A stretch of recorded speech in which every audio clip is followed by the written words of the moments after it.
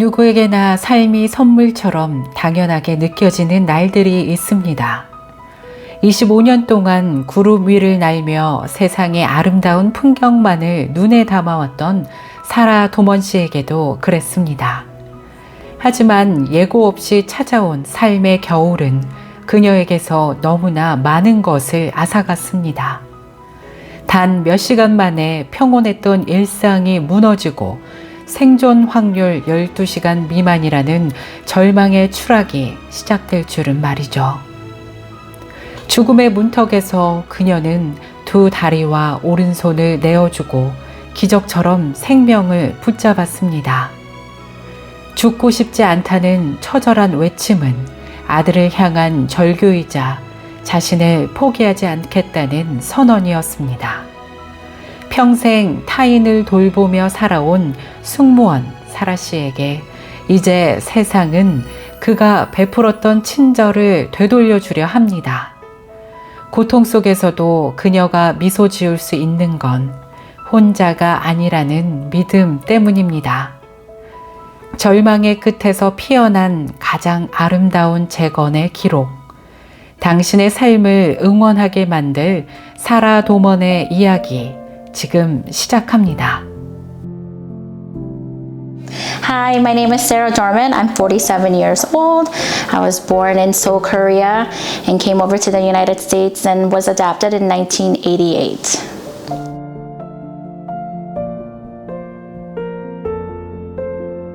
This past March of 2025, I went to the ER up in Libertyville, Illinois, because I was having flu-like symptoms and wasn't feeling well, wasn't breathing very well, was feeling very lethargic, and I was admitted to the ER very quickly, and they couldn't really get my vitals, and I think because my core temperature was so low, they were trying to get my body temperature up.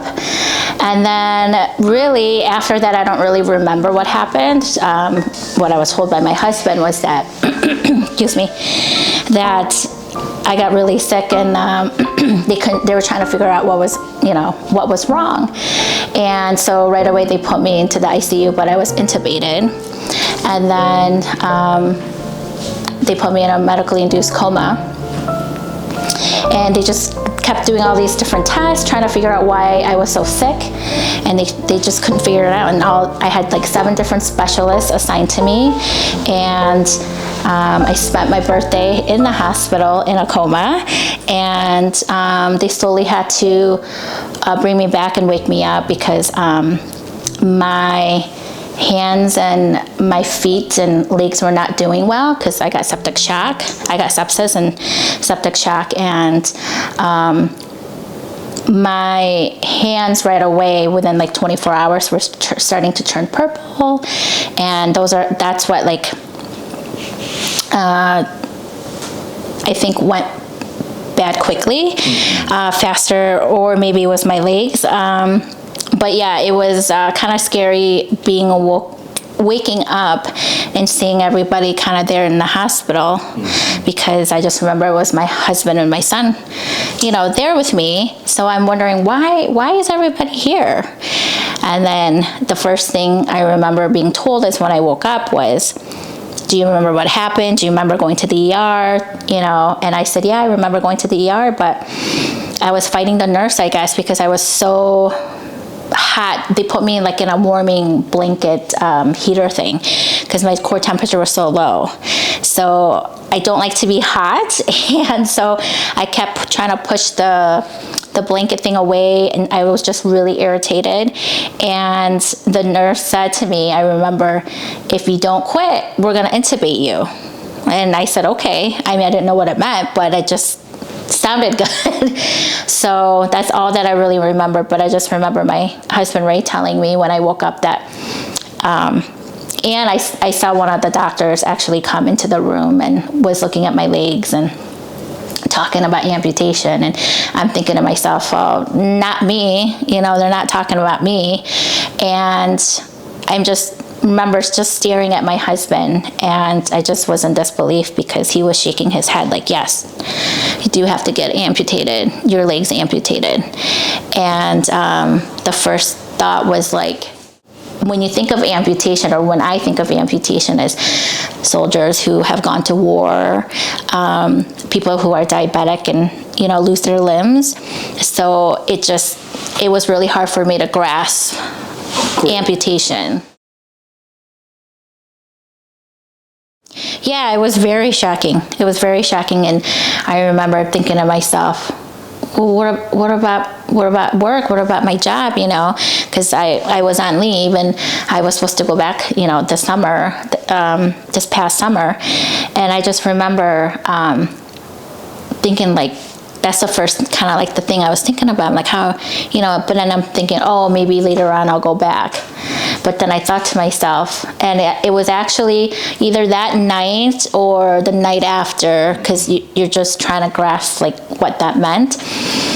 I remember it was late at night when everybody already went home. So this was probably like around 10 or 11 o'clock at night when it was a night nurse. Her name was Sarah. She was a young, probably 20-some-year-old nurse. And I remember just looking up at the ceiling and just telling myself, like, I'm never going back to work. I'm never going back. This is the end. So, I mean, I've now have grieved my job because I've been doing it for so long, and you know, that's all I've done for the last 25 years. I mean, I've volunteered and done other things, but you know, that's your career. So I'm thinking to myself, like, now what? You know, what am I gonna do? And that nurse that night, she can tell I was upset, and I was still intubated, so I couldn't talk. And she said to me, I see you and I hear you. Not hear, like, because she said you can't talk, but she said, I am so sorry this is happening to you. She said, you seem like a very lovely woman. And she said, but I'm here and I see you. And she said, can I give you a hug? And I said, yes. And I just thought, her name is Sarah, my name is Sarah, and here's this young nurse, you know, taking care of everybody at the ICU. And at that moment, I think I needed that, and I think she knew. So I think, yeah, because I've always been kind of like an active person, you know, not physically like working out and doing sports, that kind of stuff, but just volunteering. And, you know, when our son did Brazilian Jiu-Jitsu, like I was the team mom. Wow. And, you know, doing all these things. And I'm thinking to myself, this is the end. But at the same time, I'm thankful to be alive, because when my husband said, you know, you have to get your legs amputated, and I said no, and he said, either you have to get your legs amputated or you die. And I said, I don't want to die. I don't want to die. So, you know, here I made it through, and I don't think I understood the extent of how sick I was, because I didn't even realize, like, it was 2.5 weeks already went by, you know, and they're like, you know, it's your, you know, your birthday was last week. You know, all these messages on my phone, and everybody's saying happy belated birthday, you know. So I just felt like it was only 24 hours that I was there, not days and weeks. And yeah, so I mean, that was really hard.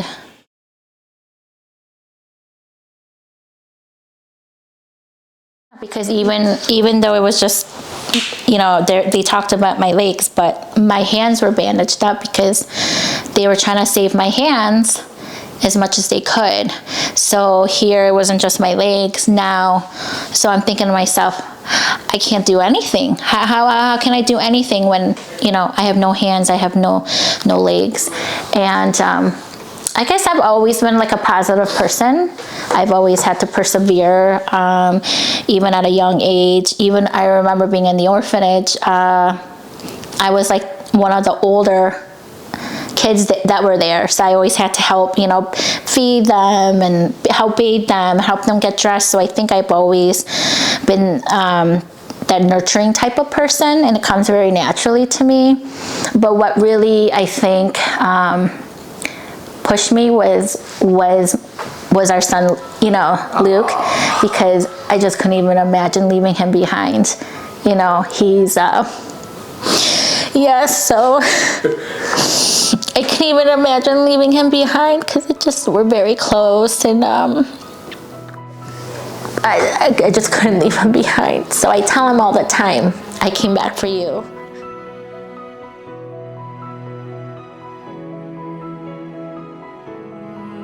I mean, in this time of giving thanks, you know, not only for my family, but my friends, strangers that I've never met before, because my friends and family put together GoFundMe for me, and people that I've never met, friends of friends, you know, Luke's girlfriend's family, you know, friends of co-workers and things that I've never met here, they're all donating because, you know, they're like, she went through this, and it's a life-changing thing.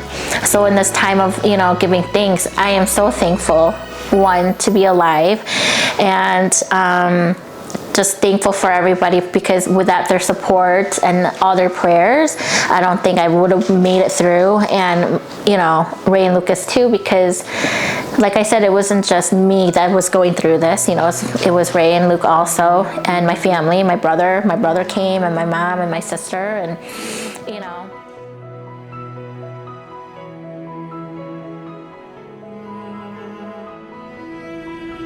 There were times when I questioned, and then I would ask God, like, why me? And that's the question that everyone always, I think the first thing they think about is, why, God? Are you angry with me? What did I do? You know, is this almost like a punishment? You know, and but then there's times I said, I'd rather this happen to me than my son. You know, I'd rather it happen, you know, me going through this instead of, you know, our son going through this, because especially with E. coli, I don't know what I touched or what I ate, but he and I ate together and was together every day that week. So, you know, they couldn't figure out you know, she got sick, but Luke didn't get sick, right? So this whole time I'm like, if it was us too, because I already lived my life, you know, and he's so young. So in that sense, but yeah, there's times when, you know, I was like, well, I must have done something bad, because, you know, but you can't look at it as only bad things don't happen to just bad people. It just happens, right? And I think when you said about abandonment, you know, at a very young age, I've always had to learn to persevere and be very independent, and because who's gonna take care of me? I have to take care of myself, you know. And I don't want to say I never felt like I was abandoned. And then one of the first things that Ray asked me too was his father passed away, and my father passed away, and he said, did your dad come and see you? Did my dad come and see you? And I said, no. I said, I don't think I crossed over, because I said, in my dreams, it was nobody that I knew. I didn't know anybody in my dream. It was, you know, sometimes you dream about your family or past things, but it was nobody that I knew. They were all... I felt like it wasn't my time yet, because I didn't cross over. And yeah, I just feel like you just kind of have to have the faith. And I think sometimes, not sometimes, but a lot of times, it's like we forget that there's a reason and there's a purpose. We don't know, you know, they always say, oh, you know, things happen for a reason. We just don't know. And when my friends would say that to me, I would kind of get, not angry, but kind of like upset, like, you don't understand, like, I'll never walk again. I mean, yes, I'll have prosthetic legs and walk, but I'll never be able to walk on my own legs, you know. And this was obviously you know, a life-changing thing. It's not just like I broke a bone, you know, and it'll heal. This is a big traumatic, you know, life-altering thing that happened. So I think a lot of support, especially, you know, my husband, you know, sitting by me every day for 7 weeks and not wanting to leave my side. And one of our friends' daughters was so angry and she was upset with God because she said, why you, Miss Sarah? She said, you're so nice and you're always doing things for people. She said, I'm angry at God. And I said, Haley, I said, I'm here, I'm alive, and I need you to still pray for me. It's not over. I said, I still need you to pray for me because I still need to heal and get better and get stronger. And I said, don't question your faith, So I think it's like God's testing you, And I think what happened to me, you have to be mentally, physically, and emotionally strong. And I don't think if I didn't go through what I went through as a child and persevering and everything that's happened to me, I don't think I would be so strong now to be able to go through this. I don't think I probably would be a lot worse off, I think, mentally.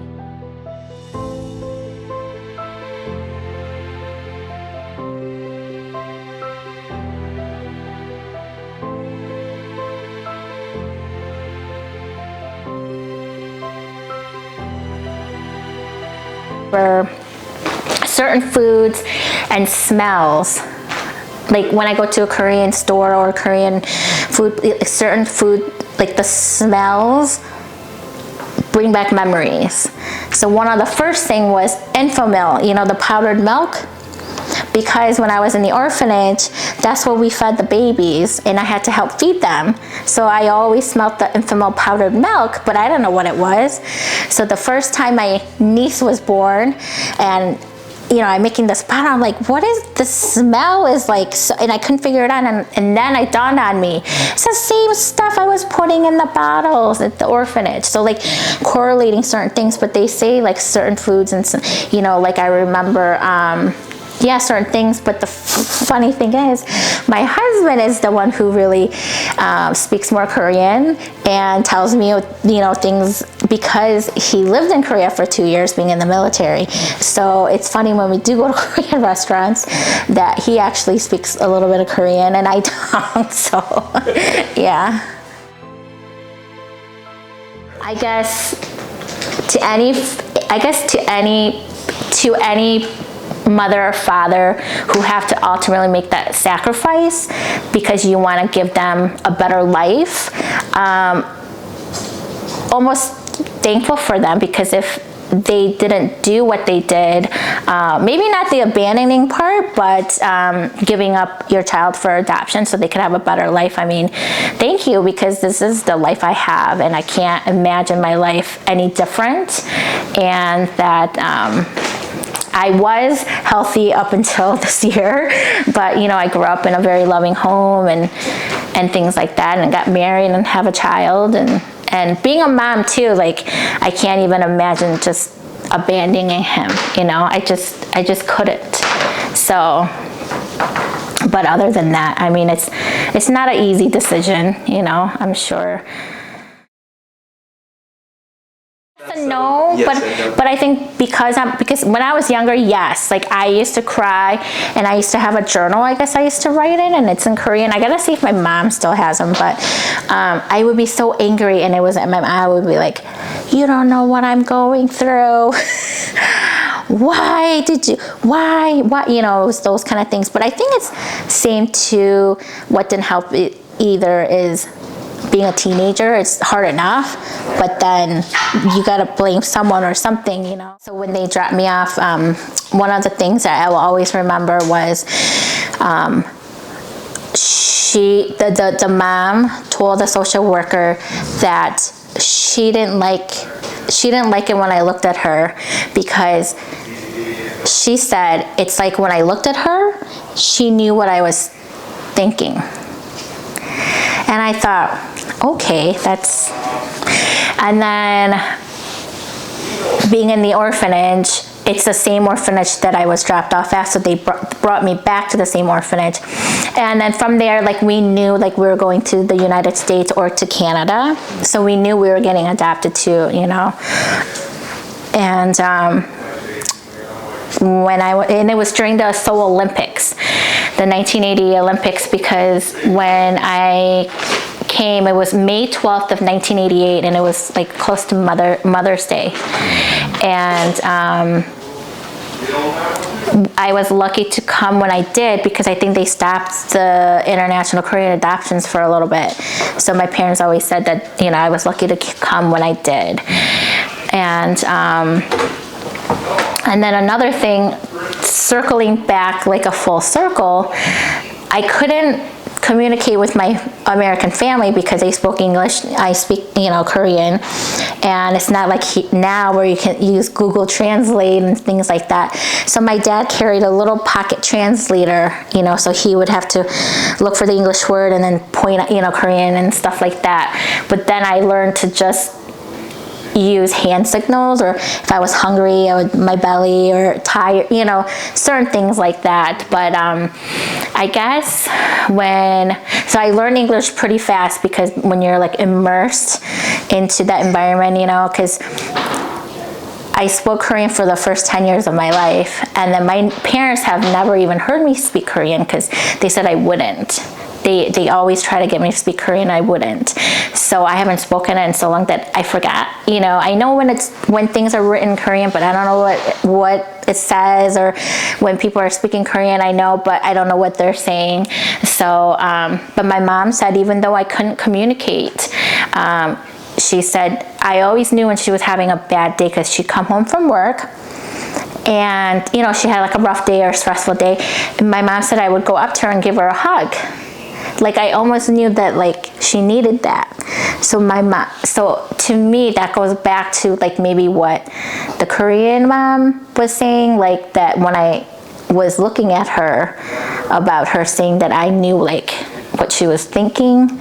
Maybe it's just because like I'm reading people or reading their, you know, I don't know, but I just always think of that, you know, so, but, but yeah, perseverance, I mean, I guess it's just something that I've learned to just, I think, not focus so much on your past. Yes, we all have a past. We all have things that have happened or have seen, things like that, because no one's life is perfect, you know, but I think it's okay to grieve it or be stressed out or not be okay with it, but as long as you don't dwell on it all the time and focus on the future, because who would have ever thought that I would have a, you know, life here in the US, you know, married and have a son and family and being a flight attendant for 25 years, all these things I could have never imagined,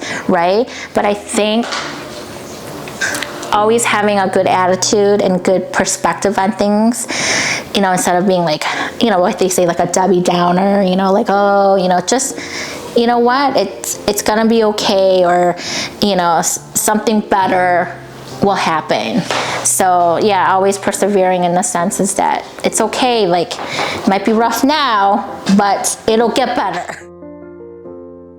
My American family was great, like, and again, my parents had 2 biological children first, and then they adopted me, and they had 2 older children. So they had, my brother was 17 and my sister was 14. So they wanted somebody a little older. They didn't want like an infant or a 5-year-old. So they wanted somebody that was a little bit closer to their age. So I guess before me, there was another girl, but she had a sibling and they didn't want to split them up. And my parents are like, we already have 2 children. Like, I don't think we could, you know, do 2. But the reason my parents did international aid and adoption and did international adoption is because they already have 2 healthy children. And my mom knew she couldn't handle somebody with like physical and mental needs. So it was easier, I guess, to do international adoption. I don't want to say easier, but it's just, yeah, that's the route that they went. Yeah. Okay. So, yeah. So. Thank you for your share. Well, I'm sorry, I didn't really finish answering the question. But yeah, I had a great upbringing, filled with lots of love. And I mean, when I think of my family, my mom and dad, it's my American mom and dad, because, you know, they always treated me just the same and everything, so. 아들을 위해 돌아왔다는 어머니의 이름으로, 그리고 시련을 시험으로 승화시킨 한 인간의 이름으로 그녀는 오늘 다시 한 걸음을 내딛습니다.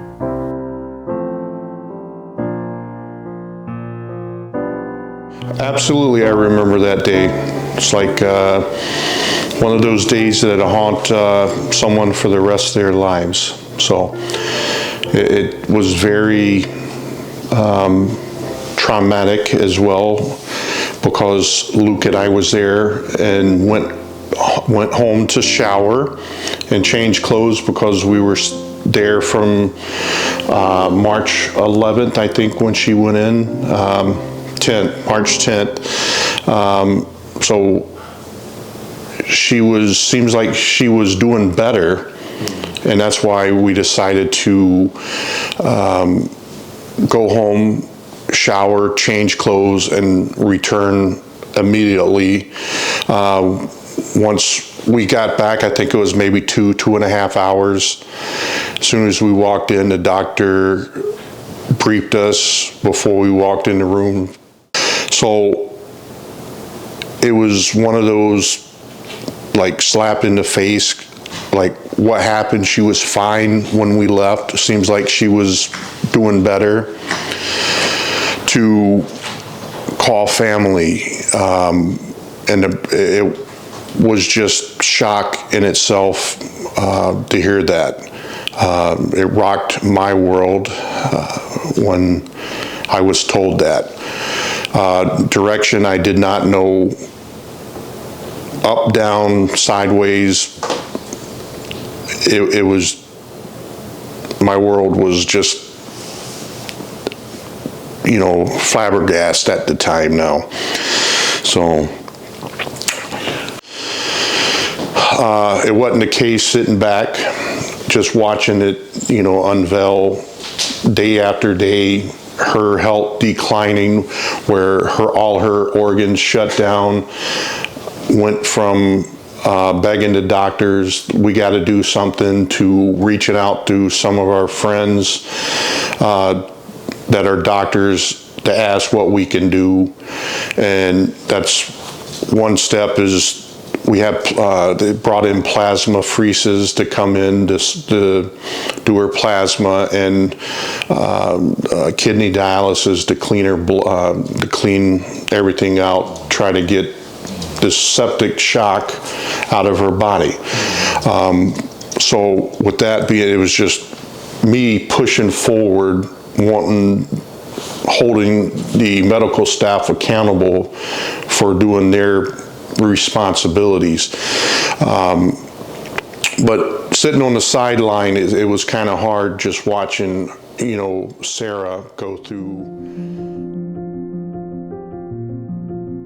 A heartfelt thank to everybody that donated to where we're at now. We still have a long road ahead of us, but each day is a different day. It's a new beginning, a new way of life. We had to